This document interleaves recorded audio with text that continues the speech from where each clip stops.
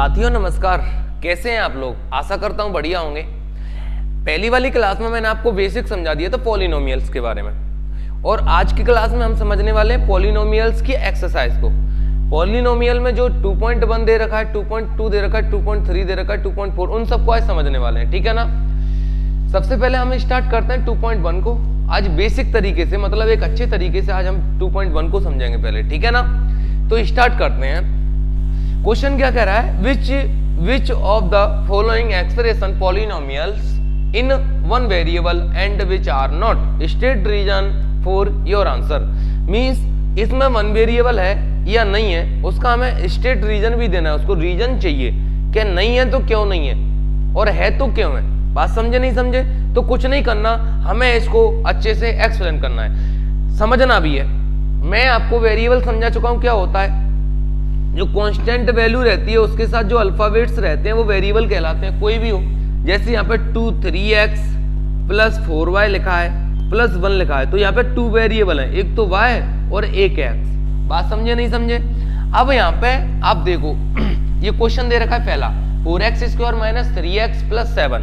ये first question दे रखा है। इस फर्स्ट क्वेश्चन में क्या दे रखा है, एक ही x दे रखा है दोनों जगह, तो वन वेरिएबल होगा। अगर x वेरिएबल है यहाँ पे, भले ही एक, मेरा कहने का मतलब है एक इक्वेशन में ओनली एक अल्फाबेट्स यूज होता है, वो वन वेरिएबल होता है। यहाँ पर जो x है 2 बार यूज हुई है लेकिन है वन वेरिएबल।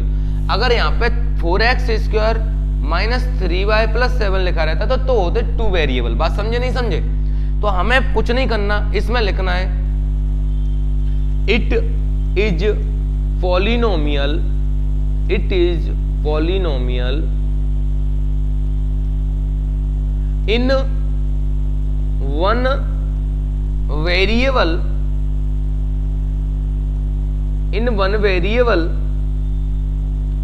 is x। यहां पे x है दोनों जगह, तो x क्या हो गया, वन वेरिएबल हो गया। बात समझे नहीं समझे। दूसरा क्वेश्चन क्या दे रखा है, y² प्लस √2। यहां पर y² का यूज हुआ है वन टाइम, तो पॉलिनोमियल्स तो यहां भी है वन वेरिएबल वाला, y² प्लस √2।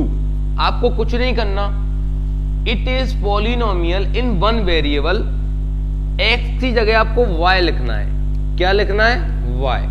बात समझे। सेकंड क्वेश्चन समझ में आया। क्वेश्चन नंबर 3 की तरफ मूव करते हैं और देखते हैं क्या कह रहा है, 3√2 प्लस t√2। बात समझे। मेरा कहने का मतलब है ये जो क्वेश्चन लिखा हुआ है आपका 3√2 प्लस t√2, यहाँ पर जो ये वाला t दे रखा है ना, ये ब्रैकेट उसमें दे रखा है रूट में, अंदर किसमें दे रखा है, रूट में। और जो होल नंबर रहते हैं वो रूट के अंदर नहीं होते ना। बात समझे नहीं समझे। तो यहाँ पर क्या हो जाएगा, मैं आपको समझाऊं, समझना। यहां पर हम क्या लिख सकते हैं, यहां पर हम लिख सकते हैं it is not one variable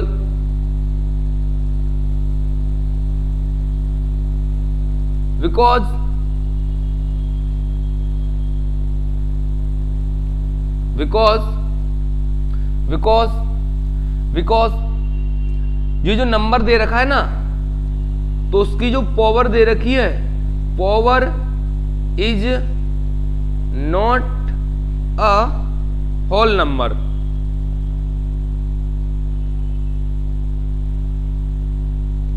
बात समझे नहीं समझे। मतलब जो ये रूट ब्रैकेट में दे रखा है ये होल नंबर, इसकी पावर होल नंबर नहीं है। मैंने अभी समझाया था कि जो रूट में वैल्यू रहती है उसकी पावर होल नंबर नहीं होती, तो ये क्या है, होल नंबर नहीं है, इसलिए क्या ये वन वेरिएबल है ही नहीं। बात समझे नहीं समझे। क्वेश्चन नंबर 4 क्या कह रहा है, अच्छा यहाँ पे इसको x कर लेना। ये 5th क्वेश्चन है, ये 10 की पावर 10 दे रखा है, इसको x की पावर 10 कर लेना, ठीक है ना। क्वेश्चन नंबर 4 क्या कह रहा है, y प्लस 2 अपॉन y। देखना ये लिखा है y प्लस 2 अपॉन y, ये वाला सवाल दे रखा है, याद रखना। ये अपॉन में y लिखा है, तो ये तो हाफ हुआ ना, तो वन वेरिएबल तो इसमें यूज भी नहीं हुआ, तो यही लिख देंगे it is not one variable because power is not. मतलब ये जब u पर जाएगा ना तो ये -1 होगा, तो इसकी पावर -1 होगी, तो हम बोल सकते हैं it is not one variable because power is -1 not a whole number. तो हम यहाँ पे लिख देंगे, मैं इसको सेकंड पेज पर लिख लेता हूं आगे, y प्लस 2/y। इसका आंसर क्या हो जाएगा? It is not one variable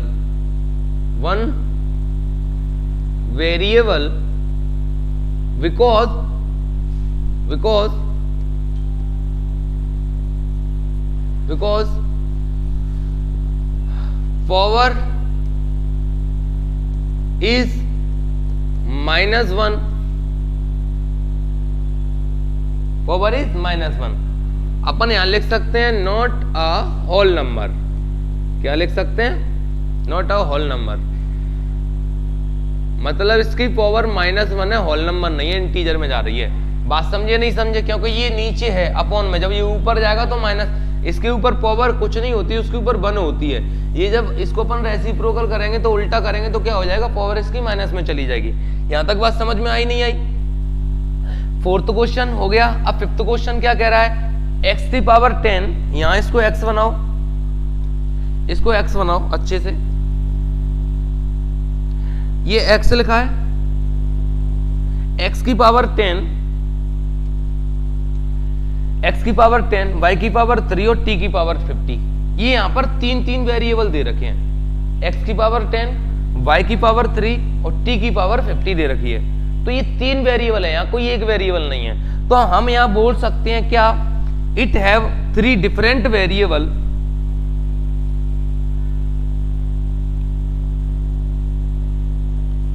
3 different variable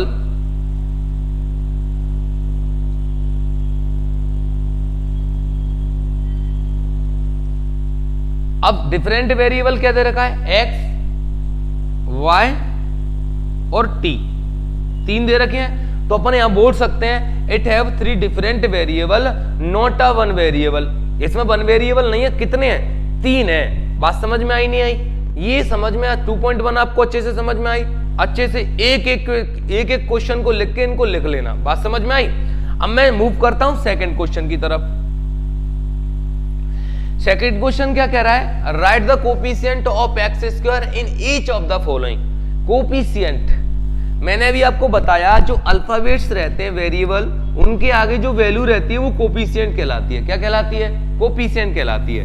अच्छे से समझना मैं क्या कह रहा हूं। Right the coefficient of x square in each of the following. तो इनमें से जो सवाल दे रखे हमें 2 + x² + x, 2 - x² + 3q और ये π/2, ये प्लस को हटाना भी बता रहे हैं तुम्हें क्या होगा। तो ये जो सवाल दे रखे हैं ना, इनमें कौन सा कोफिशिएंट है x² का? बात समझे नहीं समझे? तो मैं यहां पे लिख लूंगा कोफिशिएंट ऑफ x²। यहां भी नोट कर लूंगा कोफिशिएंट ऑफ x²। यहां भी नोट कर लूंगा कोफिशिएंट ऑफ x², और यहां पे भी कोफिशिएंट ऑफ x²। मैंने भी बताया हमें ओनली x² का क्या बताना है, यहां पे कोफिशिएंट बताना है। कोफिशिएंट क्या होता है? जो अल्फा मतलब जो वेरिएबल रहता है, वेरिएबल के आगे जो वैल्यू रहती है वो कोफिशिएंट कहलाती है। बात समझे नहीं समझे? तो आपके सामने सबके आंसर अभी लिखने 1 मिनट में। तो देखो यहां पर ये 2 लिखा है, उसके बाद x², उसके बाद x। तो हमको तो ये देखना है x², जिसके आगे कुछ नहीं होता उसके आगे 1 होता है। तो कोफिशिएंट ऑफ x² की वैल्यू आ जाएगी 1। मींस मल्टीपल में तो 1 ही है ना, इसके अलावा कुछ वैल्यू है ही नहीं उसके, जिसके सामने कुछ नहीं होता उसके यहाँ 1 होता है। तो कोफिशिएंट ऑफ x² क्या हो गया? 1 हो गया। इस क्वेश्चन का क्या कह रहा है वो यहाँ पर ये, तो इसका हो जाएगा बेटा -1। क्या हो जाएगा भैया? -1, बिकॉज यहाँ पे जो वैल्यू दे रखी है वो माइनस में दे रखी है और इसके आगे कोई हमारे पास अल्फा, इसके कोई भी नंबर नहीं दे रखा, नंबर नहीं दे रखा तो वहां की वैल्यू 1 होती है। क्वेश्चन नंबर 3 क्या कह रहा है, पाई अपॉन में 2, इसको प्लस को हटाओ। एक्चुअल में ये वैल्यू क्या लिखी है, pi upon 2 x square plus x. समझे नहीं समझे? अब एक्स स्क्वायर का यहाँ पे कोफिशिएंट क्या हो जाएगा, pi upon 2 means x square के सामने जो वैल्यू रहती है वही क्या कहलाती है, उसकी कोफिशिएंट कहलाता है। तो इसका क्या हो जाएगा, पाई अपॉन 2 और रूट 2 एक्स माइनस 1। इसमें मेरे पास क्या दे रखा है, एक्स स्क्वायर दे ही नहीं रखा, तो इसका कोफिशिएंट क्या हो जाएगा, 0। बात समझ में आई नहीं आई? कोफिशिएंट को अच्छे से समझना है। कोफिशिएंट क्या होता है, जो वेरिएबल होता है, वेरिएबल मीन्स कोई अल्फाबेट्स के आगे जो वैल्यू रहती है वो कोफिशिएंट कहलाती है। Any doubt? यहां तक बात समझ में आई तो मैं आगे चलूं। चलो नेक्स्ट क्वेश्चन कह रहा है कि गिव वन एग्जांपल, हमें एक एग्जांपल देना है जो each of the binomial of degree 35 and monomial of degree 100। मतलब बाइनोमियल और मोनोमियल से हमें डिग्री 100 बताना है कोई एग्जांपल देके। तो मैं देता हूं पहला एग्जांपल। कौन सा देता हूं, फर्स्ट एग्जांपल। किसका देता हूं, बाइनोमियल का। किसका देता हूं, बाइनोमियल। अच्छा बाइनोमियल्स होता क्या है, बाइनोमियल होता क्या है, बाइनोमियल हम उसे कहते हैं जिसमें 2 टर्म होती हैं और 2 टर्म वाले को हम बाइनोमियल कहते हैं। बात समझ में आई नहीं आई? तो यहां पर मैं अगर ऐसे भी लिख दूं ना, 2x की पावर 35 और प्लस y, ये प्लस 1 भी कर दूं तो ये 2 टर्म हो गई। कितनी हो गई, 2 टर्म। तो ये का आंसर तो ये हो गया। अब मोनोमियल जिसमें ओनली क्या होती है, 1 टर्म होती है। मोनोमियल में क्या होता है, 1 टर्म होती है, और जिसमें 1 टर्म होती है वो मोनोमियल कहलाता है। जैसे यहां पर मैंने 2x लिख दिया और उसकी पावर 100 दे दी। हमें 2 एग्जांपल देने थे, दोनों हमने दे दिए। बात समझ में आई? मोनोमियल में ओनली 1 टर्म होती है और बाइनोमियल में 2 टर्म होती हैं। अच्छे से समझ में आया नहीं आया? आ गया ना? ठीक है, तो आगे बढ़ते हैं। क्वेश्चन नेक्स्ट क्या कह रहा है, right the degree of each of the following polynomials. इनकी डिग्री बतानी है। क्या बताना है, डिग्री।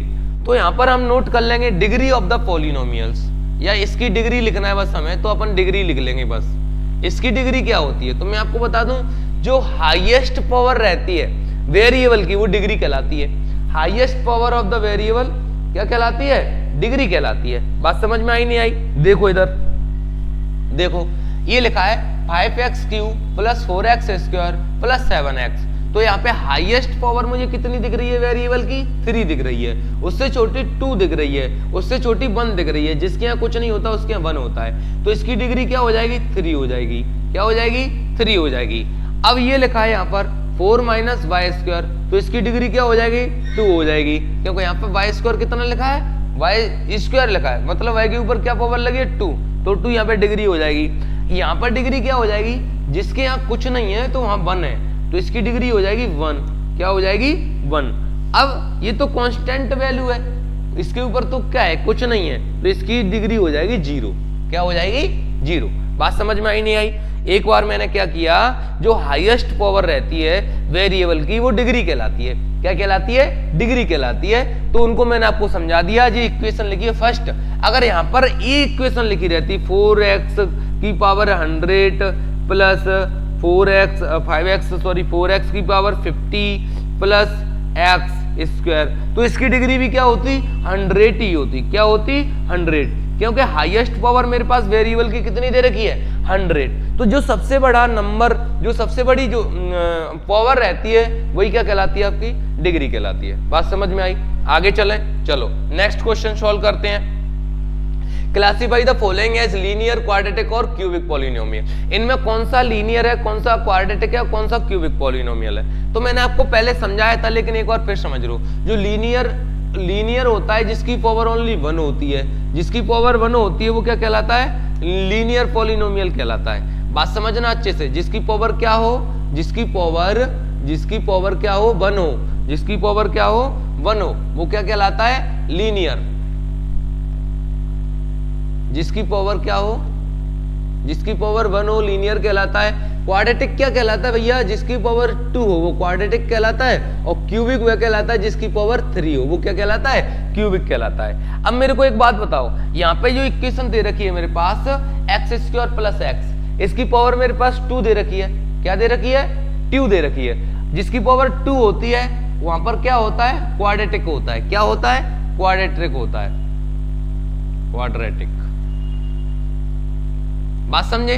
अब ये सेकंड क्वेश्चन कह रहा है x माइनस एक्स क्यू, तो ये क्यू लिखा है, तो यहां पर कौन सा होगा, क्यूबिक पॉलिनोमियल होगा। कौन सा होगा, क्यूबिक पॉलिनोमियल होगा। बात समझ में आई नहीं आई। अब यहां पर लिखा है क्वेश्चन नंबर 3 वाई स्क्वायर और 4, तो यहां पर कितना दे रखी है, जो हाईएस्ट पावर रहती है वही अपना क्या रहता है, उसी से अपना जो पॉलिनोमियल से डिसाइड होता है लीनियर है, क्वाड्रेटिक है, क्यूबिक है। तो ये कौन सा हो जाएगा, ये भी क्वाड्रेटिक हो जाएगा, ये भी क्या हो जाएगा, क्वाड्रेटिक हो जाएगा। बात समझे नहीं समझे। अब ये क्वेश्चन नंबर 4 लिखा है, क्वेश्चन नंबर 4 लिखा है 1 प्लस एक्स, जिसके ऊपर पावर कुछ नहीं होता उसके ऊपर 1 होता है, तो जो हो जाएगा ये वाला हो जाएगा आपका लीनियर। कौन सा हो जाएगा, ये वाला हो जाएगा लीनियर। कौन सा हो जाएगा, लीनियर, लीनियर। ठीक है। अब आपके सामने लिखा है 3t, जिसके ऊपर पावर 1 होती है वो भी क्या कहलाएगा, आपका लीनियर ही कहलाएगा। क्या कहलाएगा, लीनियर कहलाएगा। बात समझे नहीं समझे। आपके सामने क्या लिखा है, r की पावर स्क्वायर लिखा है, मतलब r की पावर 2 लिखा है, तो इसका हो जाएगा क्वाड्रेटिक। क्या हो जाएगा, क्वाड्रेटिक हो जाएगा। अब आपके सामने लिखा है नीचे 7 की पावर, दिख रहा है क्या, हाँ दिख रहा है, दिख रहा है। 7 की पावर 7x की पावर क्यू दे रखा है, मतलब 3 दे रखा है, तो इसका क्या हो जाएगा, क्यूबिक पॉलिनोमियल हो जाएगा। क्या हो जाएगा, क्यूबिक पॉलिनोमियल। बात समझे नहीं समझे, यहां तक बात समझ में आई। क्या हो जाएगा, क्यूबिक पॉलिनोमियल हो जाएगा। एनी डाउट, मींस आपको जिसकी पावर 1 दिखे वो लीनियर, जिसकी पावर 2 दिखे वो क्या होता है, क्वाड्रेटिक, और जिसकी पावर 3 दिखे वो क्या कहलाता है, क्यूबिक पॉलिनोमियल कहलाता है। That's all. बात समझ में यहां तक आई तो मैं आगे बढ़ूं, बताओ जल्दी से जल्दी। समझ में आ गया आप लोगों को, आना तो चाहिए।